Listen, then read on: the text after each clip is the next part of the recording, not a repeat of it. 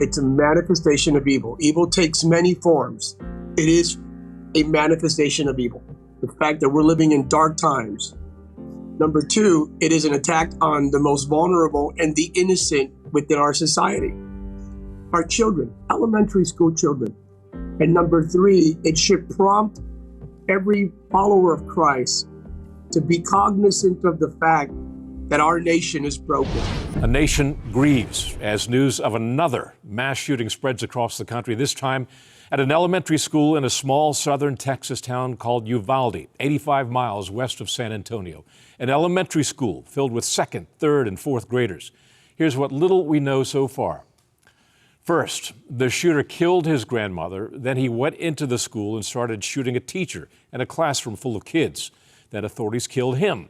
14 children were killed. Many more students and teachers are wounded or injured and are being treated in local hospitals. Police say the gunman acted alone.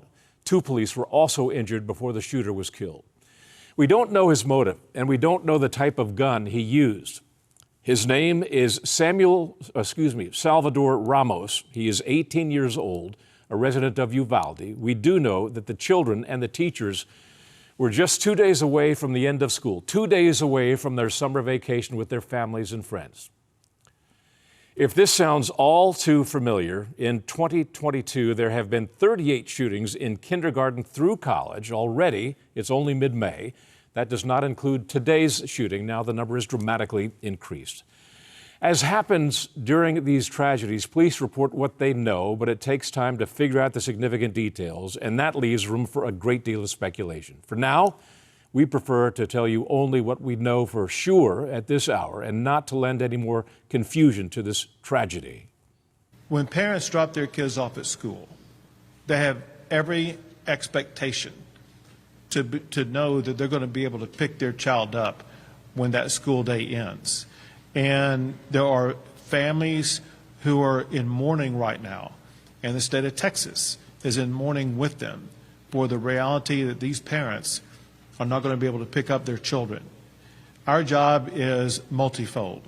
First, to make sure we address exactly what happened at this crime scene, and then second, to make sure we take that information and do everything that is necessary to ensure that crime scenes like this are not going to be repeated in the future, and that we're going to be able to ensure the safety and security of our schools.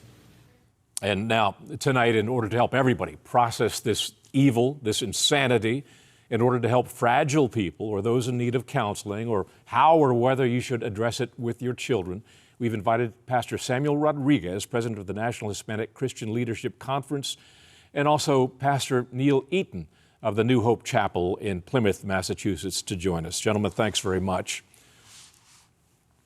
You know, I think I speak for probably most Americans when I express a sense of just utter bewilderment that this continues to happen in this country, a sense of grief, a sense of anger, a sense of that our society is decaying rapidly. This should not be happening to this extent. What are your thoughts at this point? Pastor Eaton, let's start with you. Yeah, this is so tragic. All of America is mourning over this, and always we should go to prayer. And I think this is going to cause our country to once again turn to the Lord, who comforts us in our sorrow and our sadness. But we have to really look at where we are as a country. We are a nation that has drifted so far from the Word of God and from seeking Him. And we are seeing so much violence everywhere in so many different ways. Who would have ever thought that we would come to this extent where we do not value life?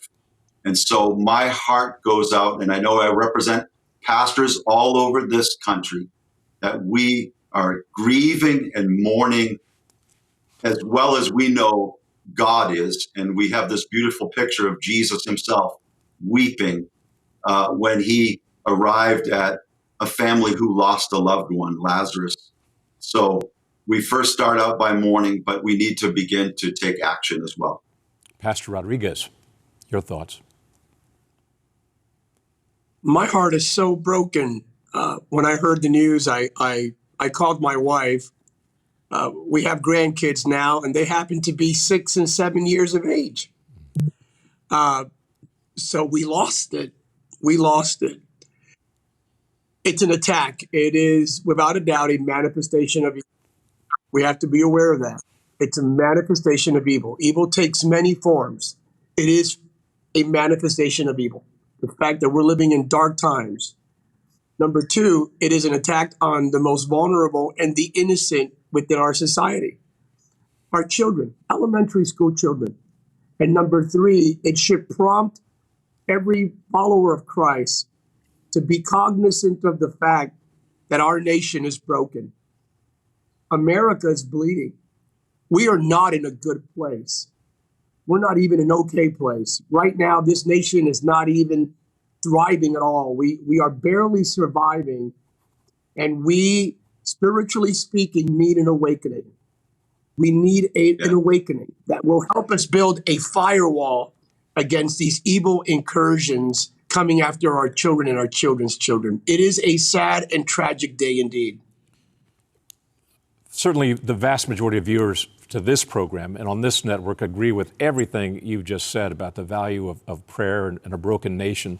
But as a means of sort of getting new information on this story, I scroll through Twitter, constantly, and there's some very good thoughts there. Unfortunately, that vehicle has become an avenue for breaking news now, so you get that story first on Twitter.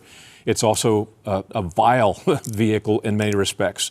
And Pastor Eaton, I'll start with you on this, but I see many tweets of people saying, "I've had it with your thoughts and prayers. We need gun control."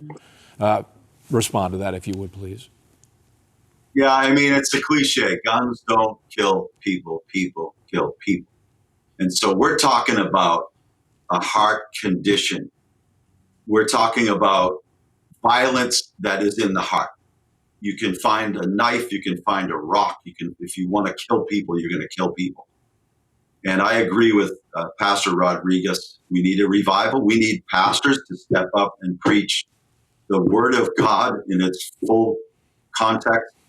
I read a report, I believe Barna did a study, that 37% of pastors, I believe that's the number, hold a biblical worldview. It has to start in the house of God. It has to start in the pulpits. We need to preach the Word of God. We have the entertainment industry is promoting and glorifying violence. Nearly every movie, guns, shooting, killing, video games. We just need to turn to the Lord. And they want to say that prayer has no value. Well, that right there is evidence that we are so far from God that we cannot even believe that there is a God to turn to that can change the tide. Mm-hmm. So I believe that we are ready for revival, and it's time for the church to step it up and take the lead. We've already heard from Vice President Kamala Harris this afternoon. We're expecting to hear from President Joe Biden later this evening, but to be expected, Kamala Harris said that we need public policy. We need lawmakers to come together on this. And I'm probably one of many Americans who kind of rolled their eyes at that, because there is no public policy in this country anymore for a one-size-fits-all. What's going to work in the state of Texas, where this happened, is not going to work, for example, in the state of Massachusetts, where you are, Pastor Eaton. Pastor Rodriguez, what are your thoughts about that? I find it to be morally reprehensible and a complete disrespect to all the children and the teacher who passed away when politicians, of course, attempt to politicize this horrific massacre. How dare they politicize it? To make this about gun control is morally reprehensible. You're right, it is a cliche. By the way, how do you create public policy around the notion of evil? If you really want to talk about public policy, why don't we talk about a continuum of diluting the value of life from the womb to the tomb? Why don't we talk about the fact that in this nation, we permit third trimester abortions, and even in California and in other states, even after the 9th month when the baby is born? it creates a meta-narrative of the lack of sanctity of life, the lack of the sacredness of life. So if you really want to have a public policy discussion, begin with that. Let's begin with that. It is morally reprehensible for anyone to politicize. I hope and pray that when the president does speak, if he talks about we need gun control, again, he is utilizing today's tragedy as a political platform. And yes, more than rolling up my eyes, I would sternly rebuke it on social media and say that's morally reprehensible. I pray for a new profile in courage. I don't care if you're Republican or Democrat. Can we finally get leaders who rise up and actually speak up in a way that brings the nation together rather than politicize these horrific occasions in our nation's history? I know both of you gentlemen clearly believe that evil is there. Evil is real. Evil works in terrible ways. We've seen that repeatedly in this country. I've not yet heard you say anything about the mental health crisis in this country as it relates to evil. Oftentimes, I don't draw a distinction between the two. I think they're oftentimes one and the same. That's not to say that people with mental illness can't be treated and treated well in today's society. But there are a lot of mentally ill people who are unfit to be in public right now, and a lot of mentally ill people who are not getting help. We need to take a short break right now, but I want you to address that component of this issue when we come back after 90 seconds. Welcome back to Centerpoint. Not surprisingly, the death toll in Uvalde, Texas at Robb Elementary School has now been upped. 18 dead children as of this moment in time, 3 dead adults. Pastor Eaton, let's get back to you on this concept of mental health issues and as it relates to evil and as it relates to the church. What are your thoughts? My thoughts are that the church should be so aware of this problem, and we should really step it up on helping people who have mental illness, because I have seen in our church, in our context, so many people that we have reached out to that have struggled with mental illness. And they can be difficult people to work with, but when we have mercy and a heart of understanding and realize that the gospel provides a framework for people to experience healing, and not just physical healing, not just emotional or spiritual healing, but mental healing as well. And I have seen so often where people who are formerly violent, formerly disturbed in some way, experience the power of Christ to come into a wholeness of mind, because Jesus always goes after the whole person. So when we minister to people, we can help to be a resource for change.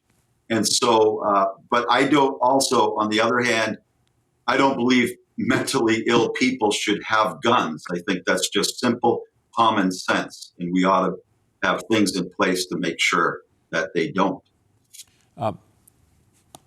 That's so true. And you know, one fact I see repeated again and again in the aftermath of these violent shootings, in the amidst of all the calls for gun control, which we will inevitably hear, we're already seeing it on Twitter and elsewhere, there is a trend always when you get those calls, and it's an increase in gun sales. It happens in this country like clockwork. So the irony is that if you want more gun control and you make a public call for it, the reality is that gun sales go through the roof.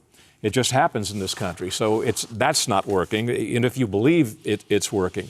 Pastor Rodriguez, I'm curious about the mental health issue and this one component of it. I'm struck by how many Americans still are loath to admit that they may have a relative or a child who suffers from some psychological illness.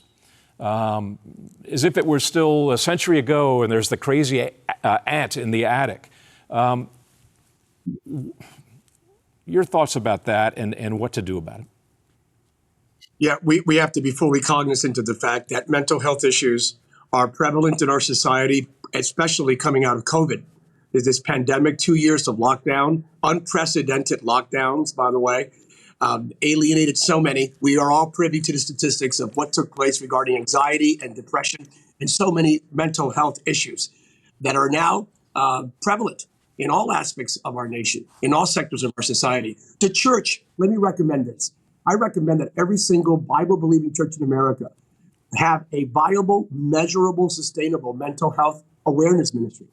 Imagine if the church would provide that space where people could actually talk about their depression, their anxiety, their fears, their phobias in a way where churches mitigate and families. We're all privy to the fact that this troubled young man murdered his grandmother before he unfortunately did what he did in that elementary school. So it begins with the family being aware and intervening. We can't ignore it. Complacency leads to tragedy. Complacency leads to tragedy. We can't be complacent when a loved one is suffering from mental illness. We must intervene. We must mitigate. And then the church as a secondary firewall. I hope and pray that every church in America out of this tragedy will actually engage and start a mental health awareness ministry. Pastor Eaton, you want to respond to that? Yeah, just not to marginalize people, because any one of us could have a series of events that happen in our lives that could throw us off mentally. So when people who are struggling with mental illness get around a community that loves them, that accepts them, that finds a way to help them, there's real change. Jesus demonstrated that in his own ministry. There were people that were out of their mind that came into their right mind, and we're supposed to do the works that Jesus did. So yes, I agree. Mm-hmm. I applaud you for saying that. I really do. I applaud you for saying that. But let me raise this issue. I had a great uncle, for instance, a very talented writer for The New Yorker, who was bipolar. And he wrote best when he was having a bipolar episode. He wrote for The New Yorker magazine during its heyday in the 1930s and 40s and 50s. He liked to get off his medication, from what I've read, because he felt that euphoria, that high. Pastor Rodriguez, a lot of people like that, I know. What do you say? You know, my father-in-law suffered from mental illness. I just want to make our pastors and religious and faith leaders aware of the fact not every single manifestation of mental illness has a spiritual trigger connected to it. Growing up in a charismatic environment, we were so easily inclined to frame everything under the confines of spiritual oppression, demonic possession, and so forth. Mm-hmm. And that was very immature, myopic, and destructive. Yeah. There are some neurological issues, physiological, chemical balance-based issues. So let's be aware of that, please. Absolutely. Gentlemen, I thank you both and your perspectives. They're so valuable. Thank you very much.